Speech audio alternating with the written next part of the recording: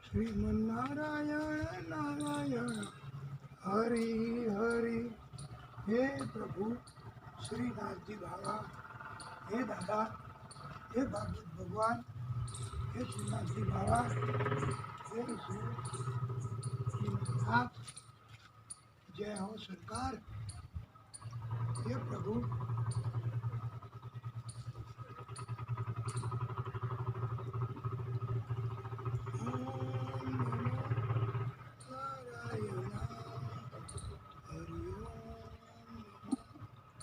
नारायण, हे ईश्वर।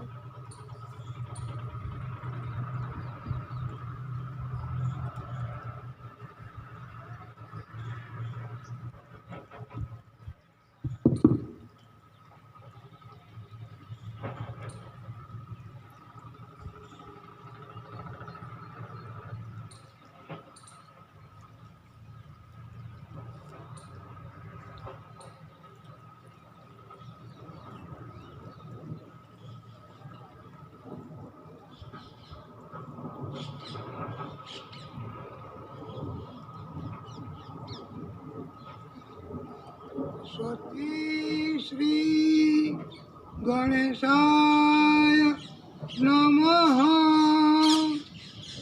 श्री कृष्णाय नमः। श्री गुरुभ्यो नमः। कस्तूरी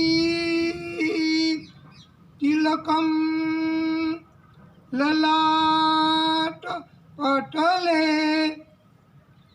वक्षस्थले कौस्तुभं नासाग्रे वरमौक्तिकं करतले वेणुकरे कंकणं सर्वांगे हरिचन्दनं सुललितं कंठे च मुक्तावली गोपस्त्री परिवेष्टितो विजयते गोपाल चूड़ामणि।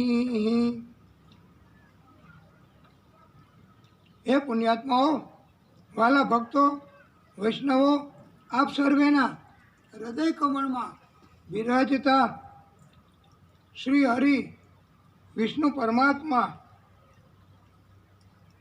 ને કોટાનું કોટી દંડવત પ્રણામ। રાધે રાધે। આપણે 1 મિનિટ હૃદય કમળની વિશેષ પવિત્રતા ધારણ કરવાના હેતુથી ધૂન બોલીશું।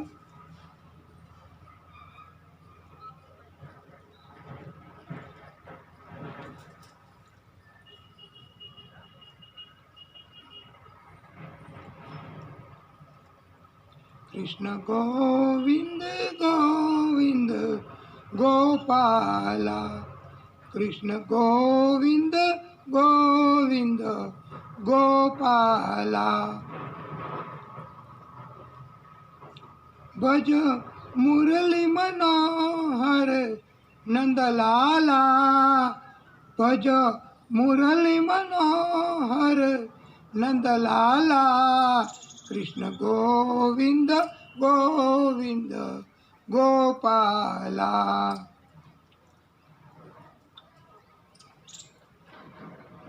मेरे और मोहन की बातें, मेरे और मोहन की बातें, या मैं जानूं या वो जाने, ये तो प्रेम की बात है। ओ दो कोई क्या समझे कोई क्या जाने। मैंने श्याम सुंदर संग प्रीत करी, मैंने श्याम सुंदर संग प्रीत करी। जग में बदनाम हो ही गई, जग में बदनाम मैं हो ही गई। कोई एक कहे कोई लाख कहे, कोई एक कहे कोई लाख कहे, जो होनी थी सो तो हो ही गई, जो होनी थी सो तो हो ही गई। कोई सच कहे कोई झूठ कहे, मैं तो श्याम पिया की हो ही गई। कृष्ण गोविंद गोविंद गोपाला, कृष्ण गोविंद गोविंद गोपाला, भज मुरली मनोहर नंदलाला, भज मुरली मनोहर नंदलाला, भज गोविंद गोविंद गोपाला।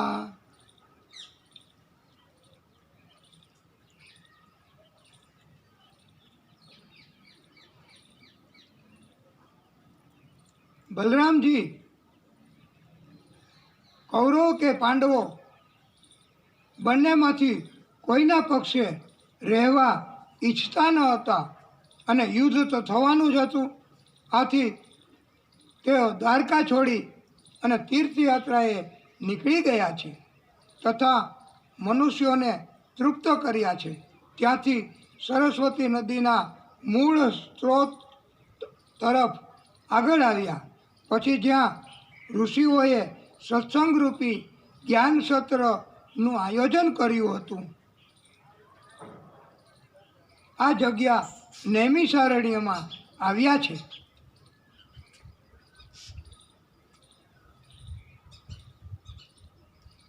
આ જ્ઞાન સત્રમાં બલરામજી પ્રવેશ્યા કે બધા ઋષિઓ, બ્રાહ્મણો, મનુષ્યો એ ઉત્તમ રીતે બલરામજીનું સ્વાગત કર્યું, માન સન્માન કર્યું।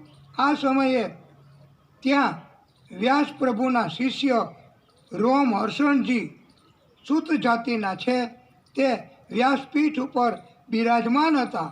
તેમણે પોતાની કથા ચાલુ રાખી। જ્યારે વ્યાસપીઠ ઉપર બેસીને કોઈ પણ વક્તાશ્રી ઉત્તમ મજાની કથા કહી રહ્યા હોય ત્યારે ત્યાં કોઈ પણ શક્તિમાન, સત્તાવાન કે સંપત્તિવાન કે કોઈ પણ મહાનુભાવ પધારે તો આ વક્તાશ્રીએ કથાને રૂકાવવાની નથી કે પધારેલાને રાજી કરવા, પધારો, આપનું સ્વાગત છે, આપણી કથામાં આ પધાર્યા છે અને આપણે હવે એમના દર્શન કરીએ, આવી રીતે અને પછી કથા ચાલુ કરીશું ને આમ કથાને રોકાવાની નથી।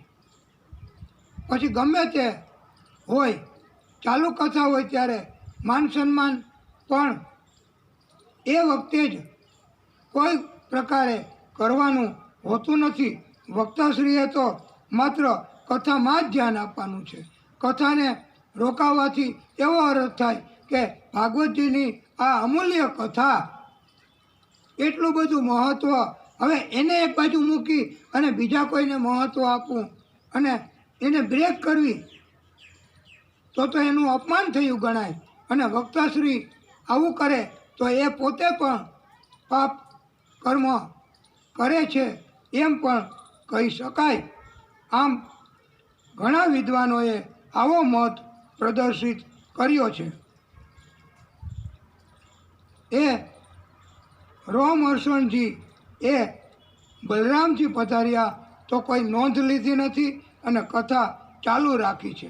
અને આ સમયે બલરામજીને અભિમાન થયું અને એમણે ગુસ્સો કર્યો અને કહ્યું કે કોણે આ સૂત જાતિનાને અહીંયા વ્યાસપીઠ ઉપર બેસાડ્યા છે અને પાછું મારું માન સન્માન પણ જાળવતા નથી।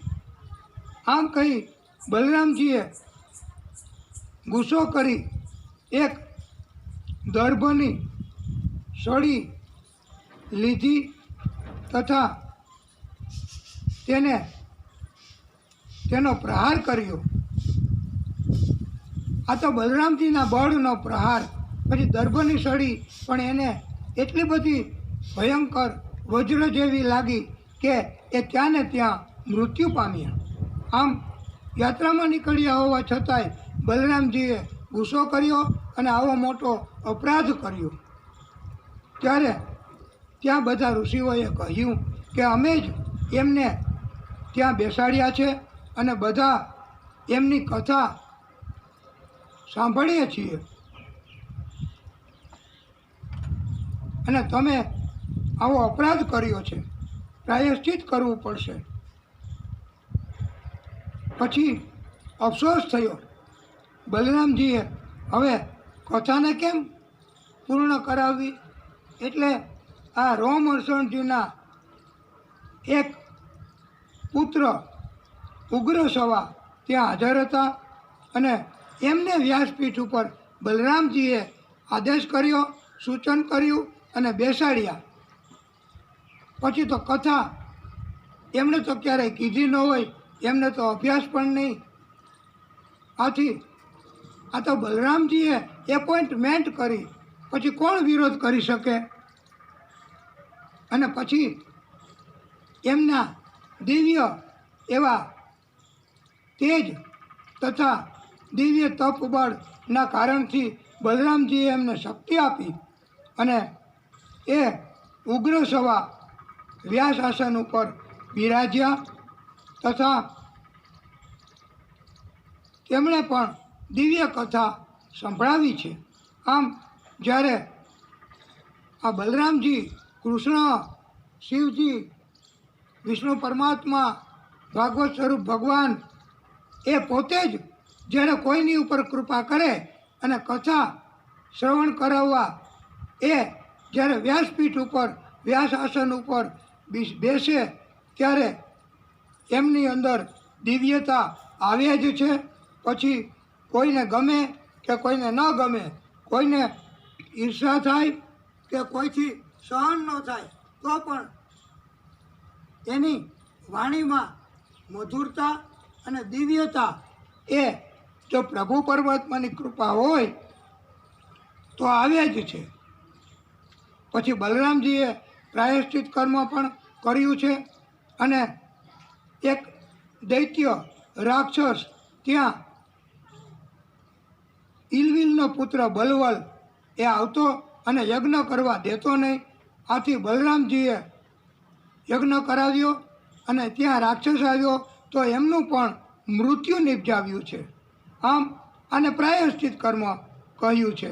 આમ બલરામજીએ આવા ઉત્તમ મજાના યાત્રામાં નીકળ્યા પછી પણ પ્રાયશ્ચિત કર્મ કર્યા છે.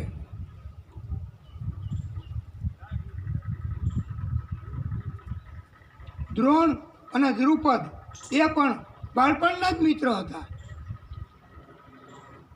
દ્રોણ એ ગરીબ સ્થિતિમાં ધન રહિત અને ભક્તિ કરતા, વિદ્વતા પ્રાપ્ત કરતા, અને દ્રુપદ તો મોટા રાજા થયા. દ્રોણને પણ કહ્યું કે તમે તમારા મિત્રો પાસે જાઓ અને એ તમારી પર કૃપા કરશે. પણ આ દ્રુપદ રાજા, એમને તો અભિમાન આવ્યું હતું, એમણે તો ઓળખવાનો જ ઇનકાર કર્યો અને કાંઈ મદદ કરી નહીં. ત્યાંથી અપમાનિત થઈ દ્રોણ પાછા આવ્યા અને પછી તો એ વિદ્યા અભ્યાસ શીખવવા ગુરુ બની ગયા છે અને માન સન્માન પદ મેળવ્યું છે. આમ દ્રોણ અને દ્રુપદ એમની વચ્ચે પણ મિત્રતા હતી. પછી મળવા ગયા ત્યારે એમને કોઈ દિવ્ય ભાવ કે ભક્તિભાવ હતો નહીં. અને સુદામા જ્યારે મળવા ગયા ત્યારે એની અંદર તો એ ભક્તિભાવથી બંધાયેલા હતા અને ઉત્તમ ભક્તિ સુદામાએ કરી છે. આથી એમનું ચરિત્ર એ ભાગવતજીમાં છોડવાનું જ કહ્યું નથી. અને ઉત્તમ ચરિત્ર, ઉત્તમ કથા કહેવામાં આવી છે. સુદામા ગ્રહસ્થ હોવા છતાં કોઈ પણ પ્રકારનો સંગ્રહ કરતા ન હતા, પરિગ્રહ કરતા ન હતા. નસીબ મુજબ જે કાંઈ પ્રાપ્ત થાય તે પ્રભુનો પ્રસાદ સમજતા અને સંતોષપૂર્વક જીવન જીવતા હતા. સુદામાના વસ્ત્રો ફાટી જાય, જૂના થઈ જાય, શરીર પણ દુબળું પડી જાય, ખોરાક પણ ન મળે, આમ ખાધા પીધા વગર પોતે તથા એની પત્ની સુશીલા અને બાળકો એ પણ એમને ભક્તિ કરતા અને દિવસો પસાર કરતા. એક સમયે ભગવાન પોતે ભિક્ષુક બની સુદામાને ત્યાં પધાર્યા છે. સુશીલા તે વખતે હાજર હતા અને પ્રભુએ કહ્યું છે કે તમે મારા બાળપણના મિત્ર સુદામા કે જે તમારા પતિ છે તેને કોઈ પણ રીતે મારી પાસે મોકલો, ત્યાર પછી જ તમારા સમયમાં ફેરફાર થશે, ભાગ્યનો ઉદય થશે. પછી તો એમના પત્ની તોક શોધવા લાગ્યા સુદામાને કેવું કેવી રીતે. પતિવ્રતા પતિમ પ્રામલાયતા વદને સા દરિદ્રા સિદ્ધમાનાસા વેપમાના અભિગમ્ય ચ. સુશીલા એક દિવસ અતિ ભૂખના કારણથી દુઃખી થઈ સુદામાને કહેવા લાગી. આ સમયે સુશીલાનું મુખ સુકાતું હતું, સંકોચ અનુભવતી હતી. ઘણી હિંમત રાખી અને છતાં પણ કે એના પતિને કહેવા લાગી કે આપના મિત્ર એ દ્વારકાના રાજા છે, એ કૃષ્ણને તમે એમની પાસે જાઓ અને એમના દર્શન કરો તો આપણા ભાગ્યનો ઉદય થશે. આમ ભાગવતકારો કહે છે કે આપણે કોઈ સત્પુરુષ, સંત કે કોઈની પણ જો એવા વ્યક્તિની આપણે દર્શન કરીએ તો પણ આપણને જીવન ધન્ય બને છે. પણ સુદામાએ કહ્યું કે દેવી, મિત્રની ઘરે, ગુરુની ઘરે જવું હોય તો પછી કાંઈક લઈ જવું પડે. આથી પડોશમાંથી 4 ઘરેથી સુશીલા એ 4 મુઠ્ઠી પૌવા માગીને લાવ્યા છે અને એક કપડાને અંદર બાંધ્યા છે. આ કપડાની પોટલી નાની એ સુદામાને આપી છે. પછી તો સુદામા નીકળી ગયા અને કૃષ્ણ એમના મિત્રને દર્શન કરવા અને કાંઈ માગવું નહીં એવું જ નક્કી કર્યું છે. પોરબંદરથી આપણે જઈએ દ્વારકા તરફ તો ત્યાં રસ્તામાં 3 કિલોમીટર દૂર જો આપણે જાશું, ક્યારેક ગયા હોય તો ત્યાં એક નાની ખાડી દરિયાની આવે છે. આ વિસ્તારને બોખીરા નામથી અત્યારે ઓળખવામાં આવે છે અને ત્યાં એ વિસ્તારને તો ગમે તેમ કરીને સુદામા કષ્ટ સહન કરીને પાર કરી ગયા. પણ પછી આગળ ગયા અને દરિયામાં મિયાણી ગામ પાસે લાંબો એવો દરિયો રસ્તામાં 1 કિલોમીટરનો કે 1.5 કિલોમીટર જેટલો દરિયો પસાર કરવો પડે એવો આ રસ્તો છે. અત્યારે તો ત્યાં આ મિયાણી ગામથી હર્ષદ માતાજીનું મંદિર વચ્ચે આવડો આ દરિયો અને અત્યારે દરિયામાં પુલ બાંધી દીધો છે એટલે કોઈ જાતની અગવડતા પડતી નથી. પણ સુદામા તો હવે આવડો મોટો દરિયો, આટલો ઊંડો, આટલો દબાણવાળો કેમ પાર કરવો? એ તો ત્યાં બેસી ગયા. પછી તો એ કહે કે મારી પાસે તો કાંઈ મૂલ્ય ચૂકવવાનું છે નહીં, તો કોણ મને પેલે પાર લઈ જશે? એ તો ચિંતિત બન્યા. એ વખતે હોડીઓ એકાદી બે ચાલતી હશે અને પણ સુદામાને કોઈએ બેસાડ્યા નહીં. આથી સુદામાએ તો વિચાર્યું કે પ્રભુની જેવી ઈચ્છા અહીંયા બેસીને ભજન કીર્તન કરું.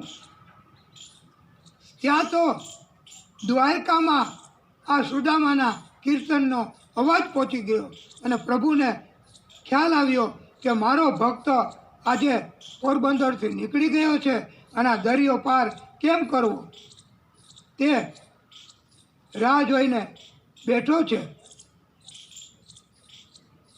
ત્યાં તો પ્રભુ પોતે જ ત્યાં પ્રગટ્યા, હોડીવાળો બની ગયા અને હોડી લઈને આવ્યા અને કહે કે ભક્ત ચાલો હું તમને પેલે પાર લઈ જાઉં. પણ સુદામા કહે કે મારી પાસે તમને આપવા માટે એવું કાંઈ ભાડું કે ઉતરાય છે જ નહીં, તો પછી તમને કેવી રીતે મારે તમારી સેવા લેવી? ત્યારે કહ્યું કે હું તમારી પાસે જે છે એ હું લઈ લઈશ, એ સિવાય બીજું કાંઈ મારે જોતું નથી.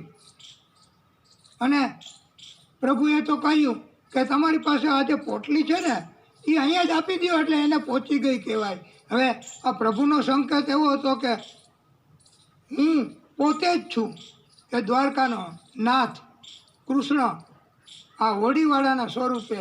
પણ સુદામા તો ઓળખી ન શક્યા અને કહે કે એ તો તમને નહીં અપાય, એ તો એ મારા બચપણના મિત્ર કૃષ્ણ એમને આપવાનું છે. ત્યારે ફરી પાછું આ હોડીવાળાએ કહ્યું કે હું તમારી પાસે જે છે એ હું લેવા જ આવ્યો છું. આમ કહીને પ્રભુએ સુદામા પાસેથી ખબર ન પડે તેમ એમની દરિદ્રતા એ જ વખતે લઈ લીધી. પછી તો હોડીમાં બેઠા. પ્રભુએ અધવચા કહ્યું કે મને ભાડું ઉતરાય તમે આપવા માગતા હોય તો એક સુંદર મજાનું કીર્તન કહી સંભળાવો.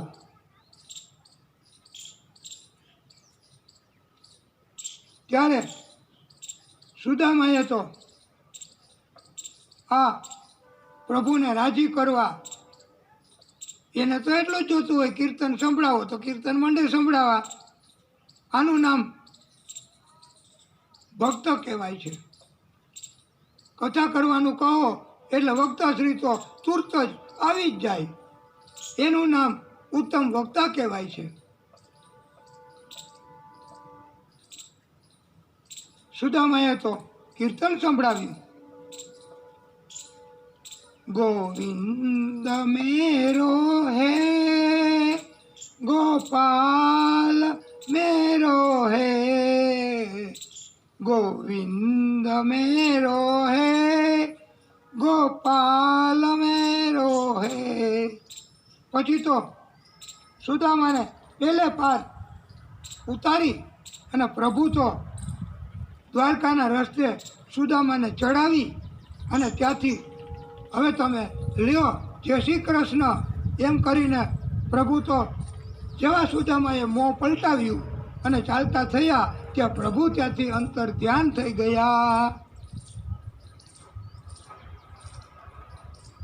અને બચપણમાં જ્યારે ગુરુ માતાએ કૃષ્ણ સુદામા વનમાં જતા હતા ત્યારે ચણા એક પોટલીમાં ભરીને આપ્યા હતા.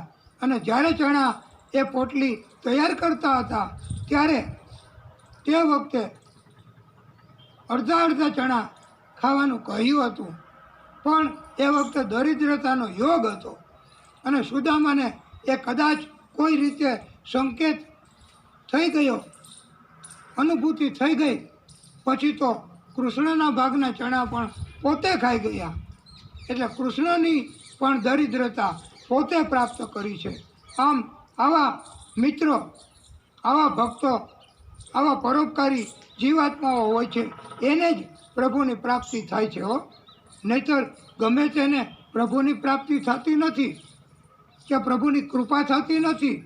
નાટક કરવું, દુનિયામાં અભિમાનના કારણથી ગમે તેમ બોલ બોલ બોલ બોલ કર્યા કરવું, કોઈ જાતના સંસ્કાર ન હોય, મોટી ઉંમરના, નાની ઉંમરના કે કોણ છે એમની જોડે ગમે તેમ ઠઠ્ઠામસ્કરી કરવી, આવી રીતે વર્તન કરવું, એનાથી તો પ્રભુ ઉલટાના નારાજ થાય છે.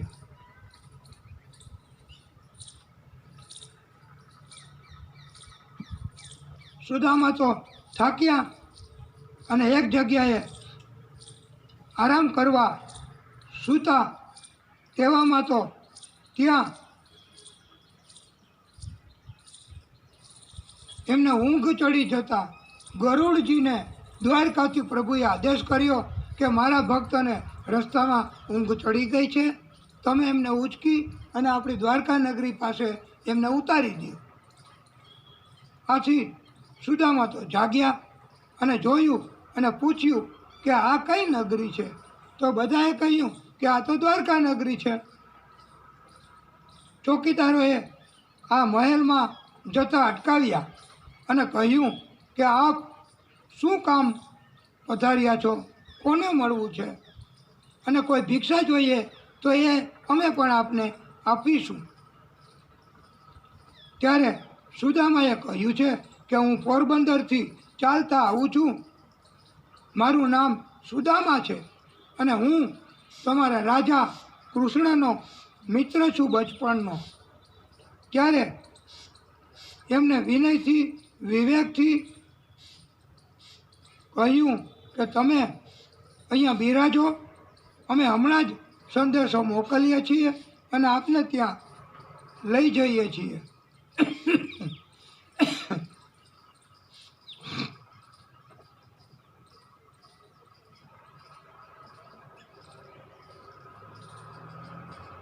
અને એક કથામાં તો એવું પણ કહ્યું છે કે પ્રભુએ તો બ્રાહ્મણો માટે ખુલ્લા જ દરવાજા, કોઈ રોકતું જ નહીં. અને આ સુદામા વસ્ત્ર પણ નહોતા સરખા, અને એ બ્રાહ્મણ છે, જનાઈ ઉપરથી પણ, અને એમના કીર્તન કરતા હોય, સ્મરણ કરતા હતા, એના ઉપરથી પણ ખબર તો પડી જ જાય. અને ભગવાન કૃષ્ણ તેની પ્રાણપ્રિયા રૂક્ષ્મણીજીની સાથે બિરાજ્યા હતા. અને જ્યારે નામ સાંભળ્યું, સમાચાર સાંભળ્યા કે તુરત જ દોટ મૂકી છે. અને સુદામાને થયું કે આ મને આવી રીતે ભેટી પડશે તો એમની આબરૂ જોશે, મારે તો એમાં આનંદ જ છે. આથી સુદામા તો પાછું વળીને જરા આગળ આગળ ભાગવા લાગ્યા, પણ કૃષ્ણએ તો એમને પકડી જ લીધા અને આલિંગન કરી અને ચોંટી પડ્યા. અને પછી સુદામાને માન સન્માન સાથે પોતાની જોડે મહેલમાં પ્રભુ લઈ આવ્યા છે. સુદામાના પગ પખાડવા પ્રભુ લાગ્યા છે. આ પગ પખાડવા માટે પ્રભુએ ગંગાજળનો ઉપયોગ નથી કર્યો, કારણ કે એને તો પવિત્રતા મળી જ છે, કારણ કે વિષ્ણુ પરમાત્માના એમણે ચરણો પખાડ્યા છે. બીજા કોઈ જલ, યમુનાજી કે બીજી કોઈ નદી કે બીજા કોઈ જલને પ્રભુ મહત્વ આપવા માગતા નહોતા કે આવા પરમ મિત્રો હવે એમના પગ પ્રભુ પોતે પખાડે તો પછી બીજા કોઈ જલને શા માટે ઉપયોગ લેવો અને મહત્વ આપવું.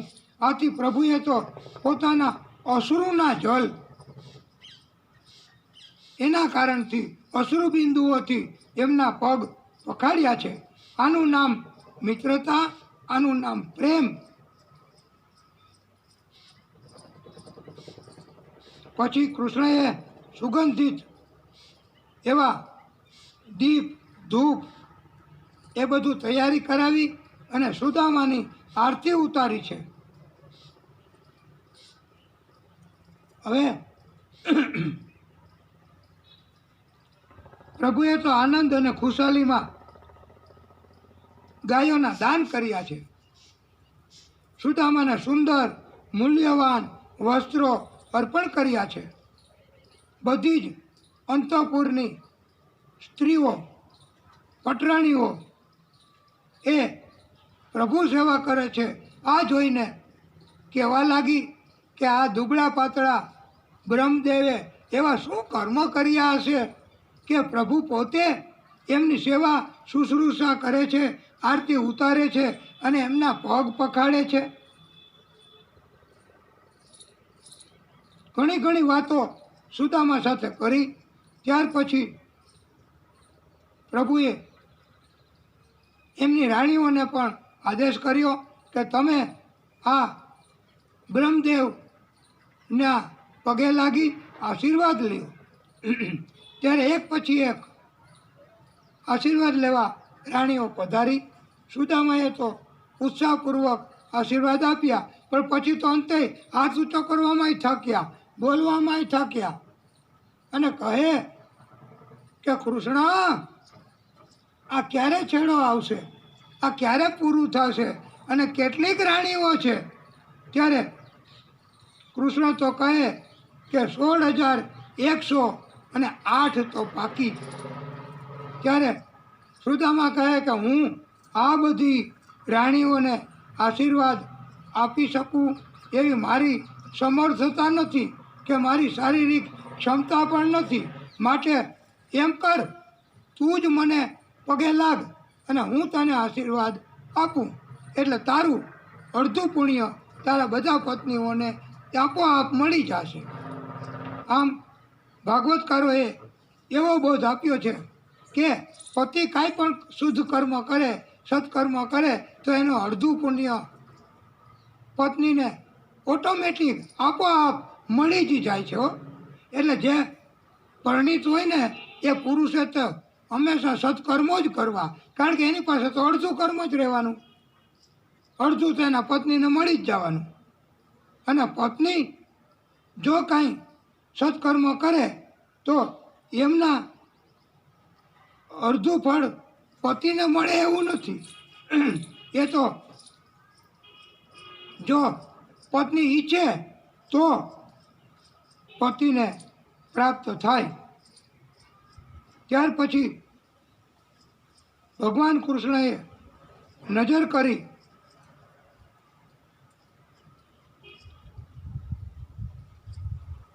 સુદામાની ચિત્રા જેવી પોટલી એને છીનવી લીધી તથા પ્રભુ એને ખોલી અને એમાંથી પૌવા નીકળ્યા.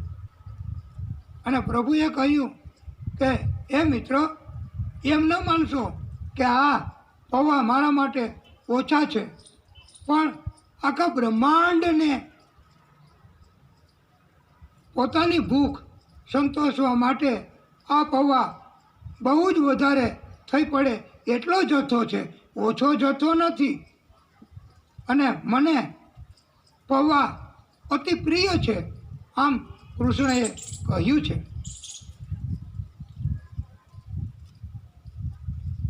અને એક મુઠ્ઠી પૌવા આરોગ્યા, બીજી મુઠ્ઠી પૌવા આરોગ્યા,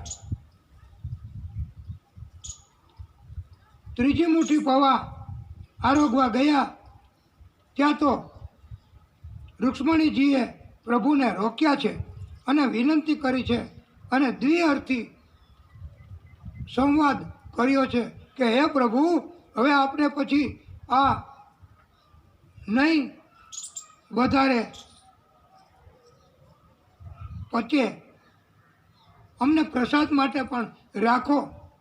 કારણ કે પૌવા 2 મુઠ્ઠી આરોગતા હતા એમ બધો વૈભવ સુદામાને જતો હતો. અને હવે જો ત્રીજી મુઠ્ઠી પણ પૌવા પ્રભુ જો આરોગે તો એમની પટરાણીઓને પણ મહેલ છોડીને આ સુદામાની સેવા કરવા જવું પડે એવા સંજોગો થઈ જાય એ રૂક્ષ્મણીજીને ખબર હતી.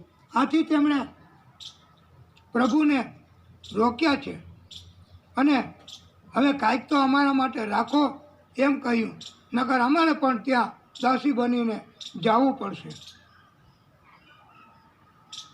પછી તો સુદામાએ ઘણો આનંદ કર્યો. વસ્ત્રો અલંકારો એમની પાસે હતા. પછી તો કૃષ્ણને કહ્યું કે હવે મને પત્ની અને બાળકો મારે યાદ આવ્યા છે, તો મારે પોરબંદર જવું છે. સુદામાને એમ કે થોડું વહેલું કહી દઉં તો પછી આગ્રહ કરે તો પાછો એક દિવસ વધારે રોકાઈ જાય છે. આથી વહેલું કીધું. પણ કૃષ્ણ તો કહે કે તો ભલે, જેવી તમારી ઈચ્છા, પણ મારા વસ્ત્રો અલંકારો એ બધા મને તમે પાછા આપી દો. મેં તમારી પોતડી રાખી મૂકી છે. આમ કહીને એ ધોતી આપી છે અને બધા વસ્ત્રો અલંકારો ઉતારી લીધા છે. સુદામાને એમ હતું કે આ અલંકારો અને વસ્ત્રો રહેવા દેશે તો પણ અમારે ઘણો ટાઈમ સુધી ચિંતા ઘટશે. પણ એમને તો થયું કે આ કૃષ્ણ તો મારો મિત્ર કેવો લોભી છે, આવું પણ મારું બધું લઈ લીધું. અને આવી રીતે ચિંતન કરતાં કરતાં કરતાં કરતાં કરતાં પ્રભુને કોસતા મનમાં પ્રભુને આવી રીતે ઠપકો દેતા સુદામા તો પોરબંદર પહોંચ્યા છે. ત્યાં ઝૂંપડી હતી, એ જગ્યાએ જઈને જોયું તો સુદામાએ વિચાર અને આશ્ચર્ય થયું કે અહીંયા આવડા મોટા મહેલ. પછી પૂછ્યું કે આ કોના મહેલ છે? તો એ કે સુદામાના. તો કોણ સુદામા? ક્યાં ગયા? બોલાવો એને. તો બધા કહે કે એ તો દ્વારકા ગયા છે એમના મિત્રને મળવા. તો આ સુદામાને થયું કે આ મારી કાંઈક વાત છે અને આ મને મહેલ બનાવી આપ્યો હશે. ત્યાં તો ઉપરથી એમના પત્ની સુશીલા જોઈ ગયા, દોડતા આવ્યા છે. એમની જોડે સખીઓ પણ આવી છે અને સુશીલાએ સુંદર મજાના વસ્ત્રો અલંકારો ધારણ કર્યા છે. અને ત્યાર પછી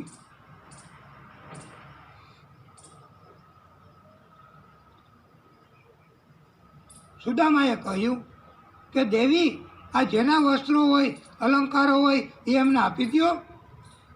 પછી માગે એને આપી દેવા પડે, એના કરતાં વહેલા જ આપી દેવા, જેથી આપણને અપમાન થયું હોય એવું ન લાગે.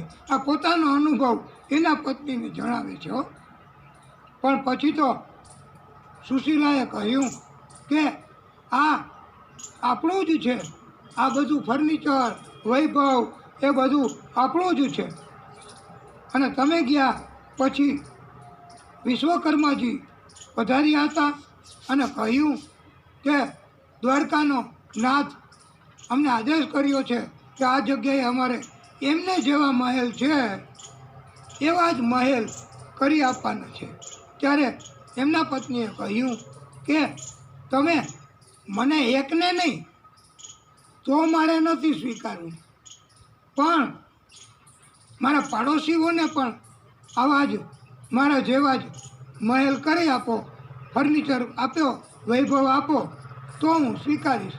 પછી તો વિશ્વકર્માજીએ પ્રભુ સાથે પરામર્શ કર્યો અને પ્રભુએ એવું સૂચન કર્યું કે તો પછી એમ કરો કે મારા ભક્ત સુદામાને ભૂતકાળમાં કોઈએ મદદ કરી હોય કે સહકાર આપ્યો હોય એમને આવા મહેલ કરી આપજો.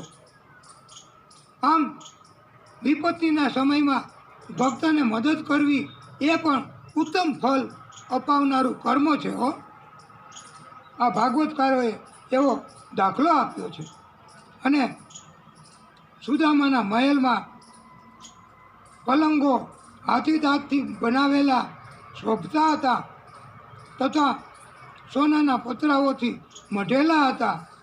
આ પલંગો ઉપર દૂધના ફીણ જેવા સફેદ તથા કોમળ મુલાયમ બિછાના બિછાવેલા હતા. સુદામાએ વૈભવ જોયો પછી સુશીલાને કહ્યું કે દેવી, આ આપણે આવા વૈભવમાં રહેશું તો પછી આપણાથી ભક્તિ નહીં થઈ શકે હો. ત્યારે સુશીલાએ તો કહ્યું કે આપણને પ્રભુએ કૃપા કરીને આપ્યું છે તો શા માટે ન ભોગવવું. દેવતાઓ પણ આરાધ્ય દેવ ભક્તોના ભયને હરનારા યજ્ઞપતિ સર્વશક્તિમાન ભગવાન પણ બ્રાહ્મણોને ઈષ્ટ માને છે હો, ઈષ્ટ દેવ માને છે. આથી બ્રાહ્મણથી વધીને જગતમાં બીજું કોઈ જ નથી અને બીજું કાંઈ જ નથી. જગતમાં જીવો, આત્માઓ, મનુષ્યો જે કોઈ આ કથાને સાંભળશે તેને ભગવાન શ્રી કૃષ્ણના ચરણમાં વાસ મળશે, ભગવાન શ્રી કૃષ્ણનો પ્રેમ મળશે તથા કર્મના બંધનોમાંથી મુક્તિ મળશે. પ્રભુ પ્રસન્ન થાય તો આપણે કાંઈ માગવાનું નથી, એ એની મેળે જ ઘણું ઘણું આપે છે. પણ માગવાનું જો અંદર ઈચ્છા થાય તો એવું માગવાનું કે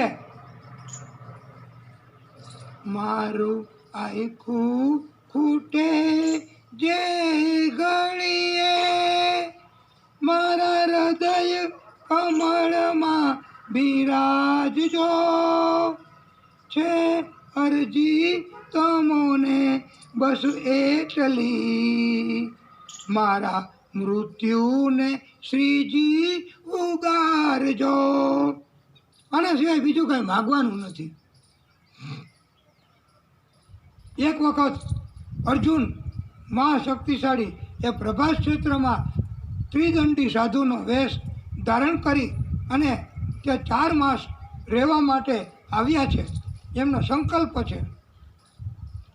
ઉત્તમ પ્રકારના ભોજન એમને કોઈને કોઈ આપે છે. બલરામજીને ખબર પડી, બલરામજીએ પણ ઉત્તમ પ્રકારના ભોજનો આપ્યા છે. અને એક વખત તો એમને મહેલમાં લાવ્યા અને ઉત્તમ પ્રકારના ભોજનો કરાવ્યા. આ સમયે આ ત્રિદંડી સાધુના વેશમાં અર્જુન હતા.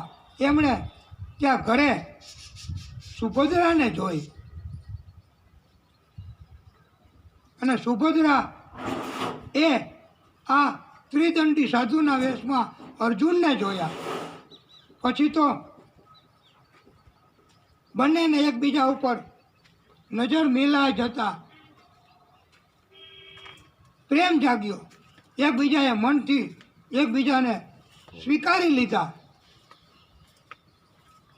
પણ હવે કૃષ્ણએ જ મદદ કરી. બલરામજીને બીજા બધા તો વિરોધ કરતા હતા, પણ સુભદ્રા માટે રસ્તો ચોખ્ખો કરી આપ્યો. અને બહાર જ્યારે વિહાર કરવા જતી હતી ત્યારે સંદેશો અર્જુનને પહોંચાડ્યો અને અર્જુન તો રથ લઈ અને બહાર ગયો અને સુભદ્રાજી હતા તેને રથમાં બેસાડી ઉપાડી ગયો, એનું હરણ કરી ગયો.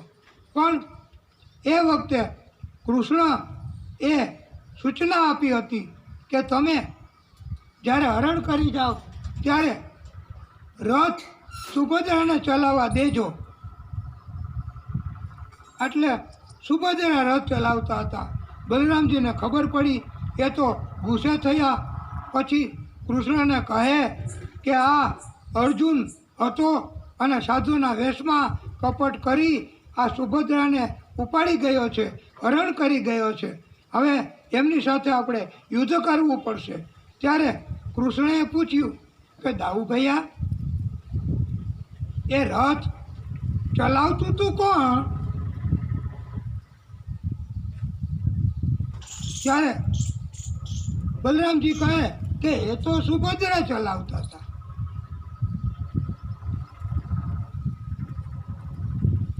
તો પછી સુભદ્રાએ અર્જુનનું હરણ કર્યું કહેવાય કે અર્જુને સુભદ્રાનું હરણ કર્યું કહેવાય? બલરામજી તો કહે કે એ વાત તમારી બરાબર હો, તો સુભદ્રાએ જ હરણ કર્યું કહેવાય અર્જુનનું. રથ ઈ ચલાવતા હતા. તો પછી હવે બલરામજીનો ગુસ્સો ઠંડો પડ્યો અને કૃષ્ણ કહે કે ચારે તરફ આ વાત ફેલાઈ ગઈ છે કે સુભદ્રા તો અર્જુનને લઈ અને ભાગી ગઈ, તો પછી હવે એમની સાથે પરણવા કોણ તૈયાર થશે? અને પછી કાયમી તો આપણે એને ઘરમાં રાખી શકશું નહીં. આથી બલરામજીએ પણ કહ્યું એ આપની વાત બરાબર છે. પછી તો સુભદ્રાના લગ્ન અર્જુન સાથે કૃષ્ણએ કરાવ્યા. આમ કૃષ્ણ જો ફેવરમાં હોય ને તો આ દુનિયામાં ગમે તે કામ તમારું પાર પાડી દે. નકર કેટલું અઘરું કામ.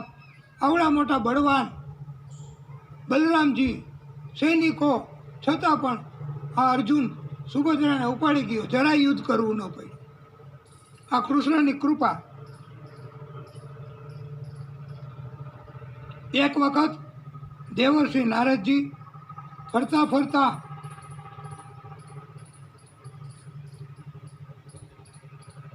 નીકળ્યા. રસ્તામાં વક્રાસુર નામનો એક દૈત્ય મળ્યો. વક્રાસુર એ શકુની મામાનો પુત્ર છે.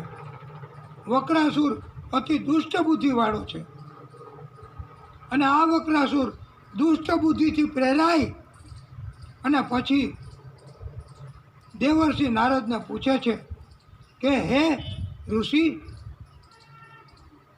આપ એટલું જણાવો કે મારે કોનું તપ કરવું, કોણ જલ્દીથી પ્રસન્ન થઈ જશે અને મને વરદાન મળે એ મને જણાવો.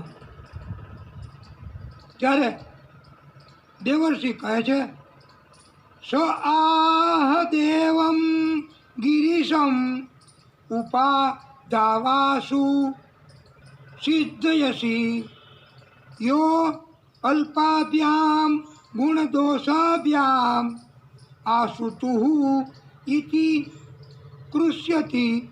દેવર્ષિ નારદે કહ્યું કે તમે ભગવાન શંકરની, શિવની, મહાદેવજીની આરાધના કરો, એનું તપ કરો અને એ જલ્દીથી પ્રસન્ન થઈ જાય એવા આ દેવ છે, ભગવાન છે.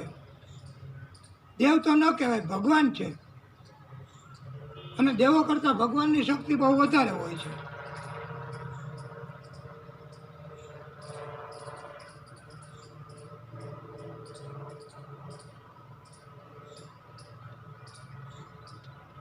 આ વક્રાસુરે તો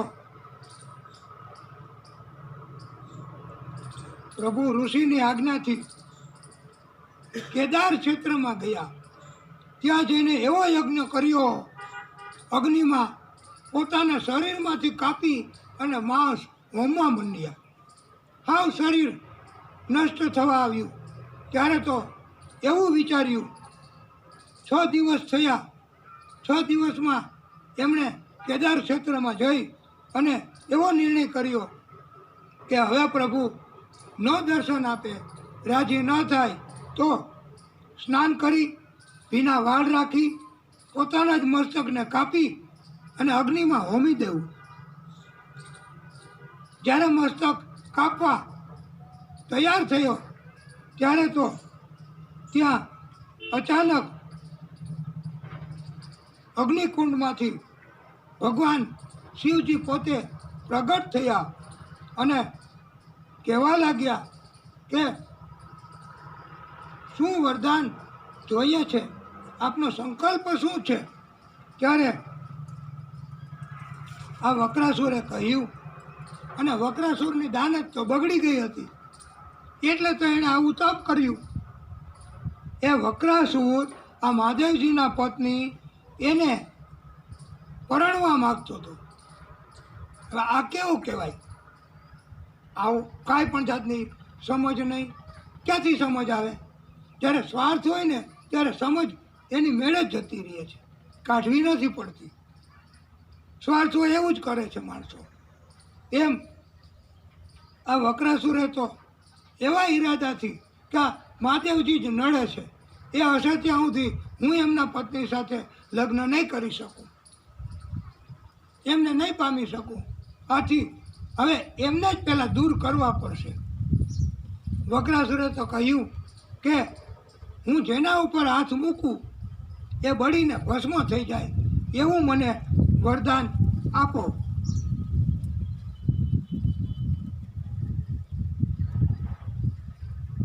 મહાદેવજી તો અતિશય ભોળા, ગમે તે માગો આપી જ દે, કાંઈ વિચારે જ નહીં. વક્રાસુરે તો મહાદેવજીએ વરદાન આપ્યું, મંજૂર કર્યું, એટલે તુરત જ એ તો મહાદેવજીની સામે દોડતો દોડતો ધસી પડ્યો. મહાદેવજી કહે પણ શું કરો છો તમે?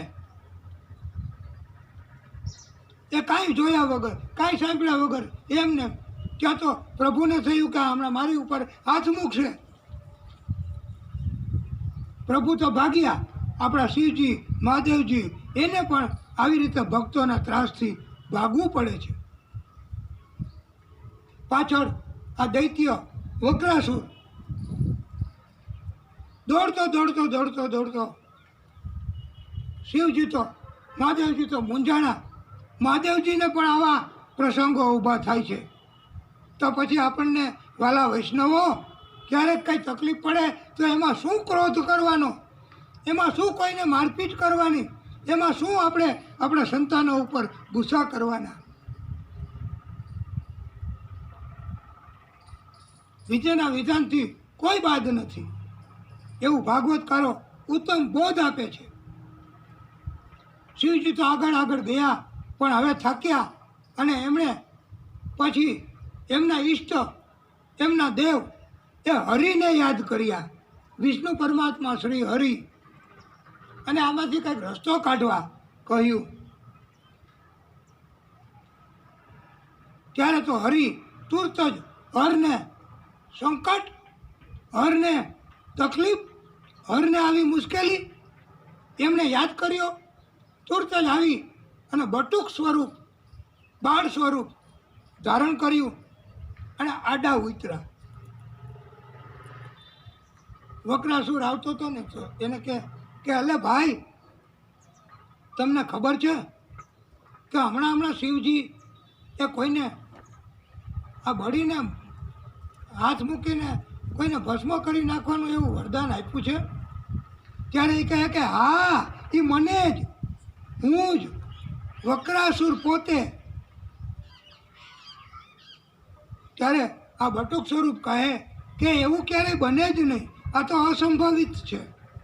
અને તમને રાજી કરવા કદાચ એમ કીધું હશે, પણ શું જન્મ વખતે વિધાતાને ખબર હશે કે જેટલા જન્મ થયા એમાં તમે હાથ મૂકવાના અને એ બળી જવાના એવું એની જન્મકુંડલીમાં એ વખતે લખ્યું હશે? અને હવે તમે જેની ઉપર હાથ મૂકશો એની જન્મકુંડલીમાં અગાઉથી વિધાતાને ખબર હશે કે તમને આવું તપ કરશો અને તમને આવું વરદાન મળશે અને તમે પછી એમના ઉપર હાથ મૂકશો ને. એટલે આવું કાંઈ ન જ હોય બાપા, આવું કાંઈ હોય જ નહીં ભાઈ. તમે ખોટે ખોટા છેતરાઈ ગયા છો. આ શિવજી એ તમને કદાચ છેતર્યા છે, કપટ કર્યું હોય એવું લાગે છે. ત્યારે વક્રાસુરને તેમ થયું કે તમારી વાતમાં આમ કાંઈક દમ છે હો. શંકા તો ઊભી મને થઈ હતી જ્યારે એણે હા પાડી દીધી તરત ત્યારે.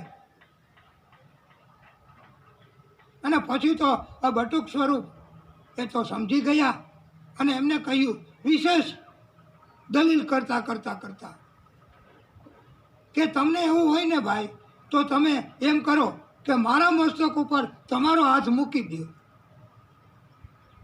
હમણાં જ, ખાતરી. હું બળી જાઉં છું?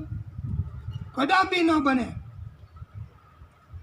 આ તો બંડા બોલવા બટુક સ્વરૂપ, એ તો શ્રી હરિ વિષ્ણુ પરમાત્મા પોતે, એને તો ખબર જ હતી કે એમની માયા, એમની વાણી એની અસર થવાની જ. એટલે વક્રાસુર તો કહે કે મને હવે તો ખાતરી થઈ છે કે મને છેતર્યો છે આ મહાદેવજીએ. પછી તો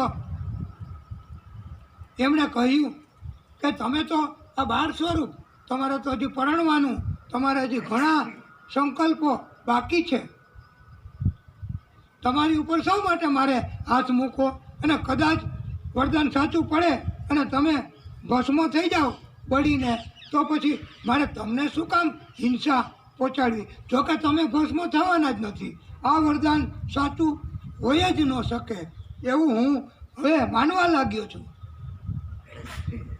આથી ખાતરી કરવા માટે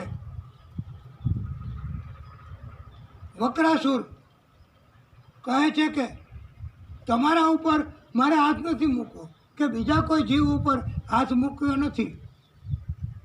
હું મારા જ મસ્તક ઉપર હાથ મૂકું એટલે હમણાં ખબર. અને તમે ક્યાંય જાતા નહીં હોય, અહીંયા ઊભા રહેજો, એક જ સેકન્ડમાં ખબર પડી જશે.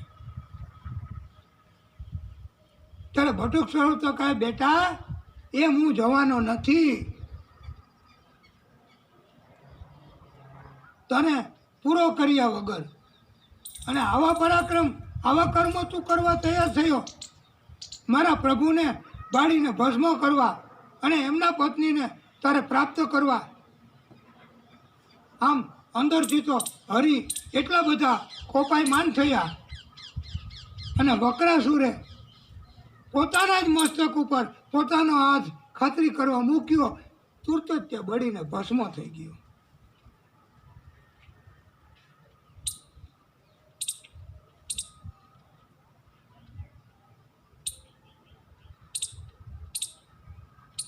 બીજી એક કથામાં તો એવું કહેવામાં આવ્યું છે કે ત્યાં બટુક સ્વરૂપે નહીં પણ મોહિની સ્વરૂપે, મોહિનીનું રૂપ ધારણ કરી અને ત્યાં પ્રભુ રસ્તામાં આવ્યા છે. અને આ વક્રાસુર તો એનામાં મોહિત થઈ ગયો, મોહ જાગ્યો. અને મોહિનીના લટકા, મોહિનીની ચાલ એ જોતા જ એને તો બહુ જ એમાં મોહ જાગ્યો, અતિશય મોહ જાગ્યો કે હવે એ પણ લટકા કરવા લાગ્યો, નાચવા લાગ્યો. અને કહે કે મને તમારા નૃત્ય, તમારા લટકા એ બધું બહુ ગમે છે, તમે આવું મને પણ શીખવાડશો? તો મોહિની કહે કે એટલા માટે તો હું અહીંયા આવી છું, તને હું પણ ઉત્તમ પ્રકારનું નૃત્ય શીખવાડવા માગું છું. આથી એમણે લટકા કરવાનું અને નૃત્ય કરવાનું અને કહ્યું કે હું જેમ કરું એમ જ તમે કરવા માંડો. ત્યારે પછી આ મોહિની દેવી પોતાના નૃત્ય કરવા લાગ્યા. બંને હાથ પોતાના છાતી ઉપર મૂક્યા, બંને હાથ તો વક્રાસુરે પોતાના બંને હાથ છાતી ઉપર મૂક્યા, પછી બંને હાથ મોઢા ઉપર મૂક્યા, તો વક્રાસુરે બંને હાથ મોઢા ઉપર મૂક્યા. પછી અચાનક તલ્લીન થયો આ વક્રાસુર. ત્યારે મોહિની એ તુરત જ ઝડપથી પોતાના બે હાથ પોતાના મસ્તક ઉપર મૂક્યા અને વક્રાસુરે પણ પોતાના બંને હાથ પોતાના મસ્તક ઉપર મૂક્યા કે તુરત જ એ બળીને ભસ્મ થઈ ગયો. આમ આપણે એવી કોઈ ઈચ્છા કે એવા કોઈ કારણોથી તપ કરીએ તો નિષ્ફળ જાય છે. અને હરિ એ હરને કહ્યું કે પ્રભુ આવું વરદાન આપ ગમે તેને હવેથી ન આપતા. પણ પ્રભુ કહે કે શું કરું, મને દયા આવે છે એટલે જી માગે એ મારે આપવું પડે છે. અને મને એટલે તો બધા ભક્તો કહે છે કે તમે કરુણાના કરનારા છો.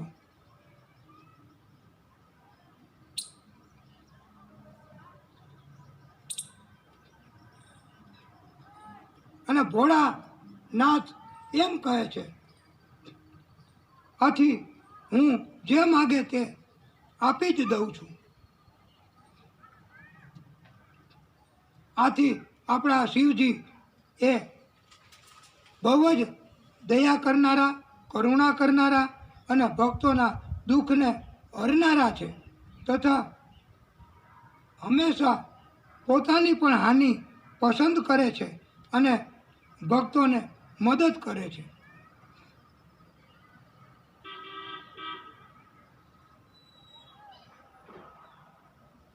એકવાર પ્રભાસ ક્ષેત્રમાં ઋષિઓ, મહામુનિઓ, મહર્ષિઓ ભેગા થયા છે. સુખદેવ પ્રભુ કહે છે કે હે પરીક્ષિત, આ બધા ધર્મ કાર્યો કરતા હતા. આ વિશ્વામિત્ર, અસિત, કણવ, દુર્વાસા, ભૃગુ, અંગિરા, કશ્યપ, વામદેવ, વશિષ્ઠ, નારદ તથા ઘણા ઋષિઓ હાજર હતા. એમાં આ પિંડારક ક્ષેત્ર, પ્રભાસ ક્ષેત્રમાં આ કૃષ્ણના બાળકો, સંતાનો એ બધા ત્યાં જઈ ચડ્યા.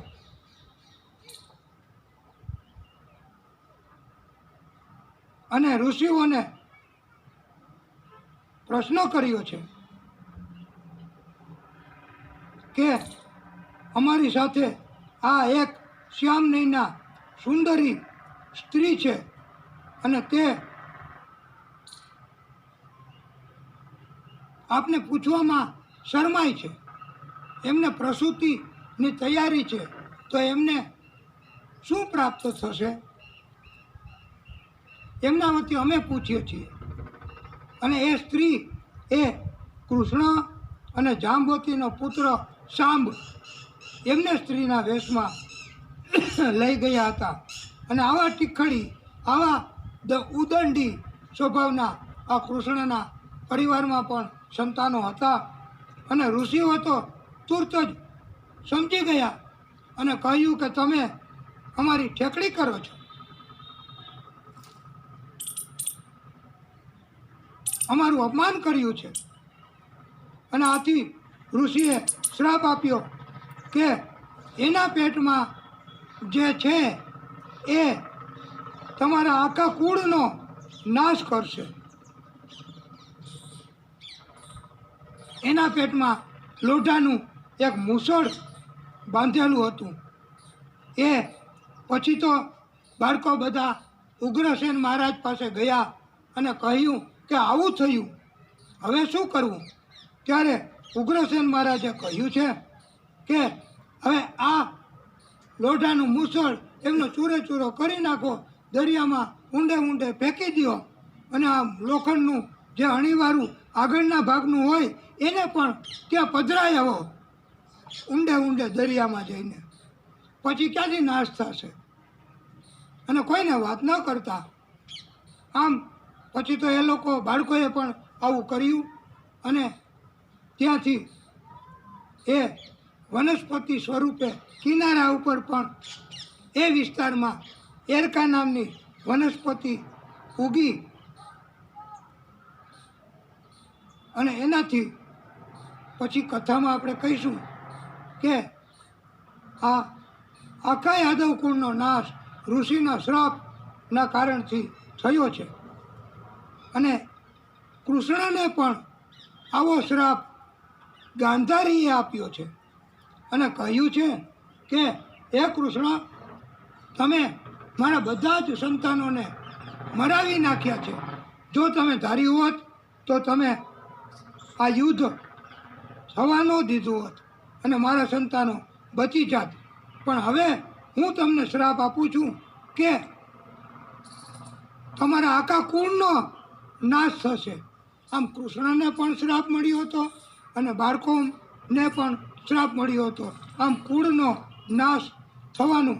અને પ્રભુ આવી વિધિ આવું ઈચ્છતા જ હતા કે કુળનો નાશ થાય. આથી આવી એક લીલા જ હતી કે જેના કારણથી પ્રભુએ કુળનો નાશ થવાનો શ્રાપ સ્વીકાર્યો છે. આપણે આ કથાને થોડો વિરામ આપીશું, પછી આગળની કથા પ્રભુની કૃપાથી કહીશું.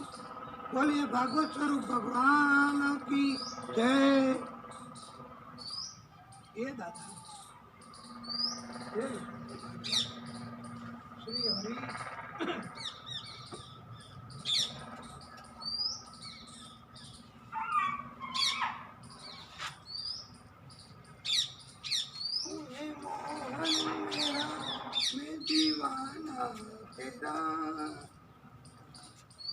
मेरी बिगड़ी बनाना तेरा काम है।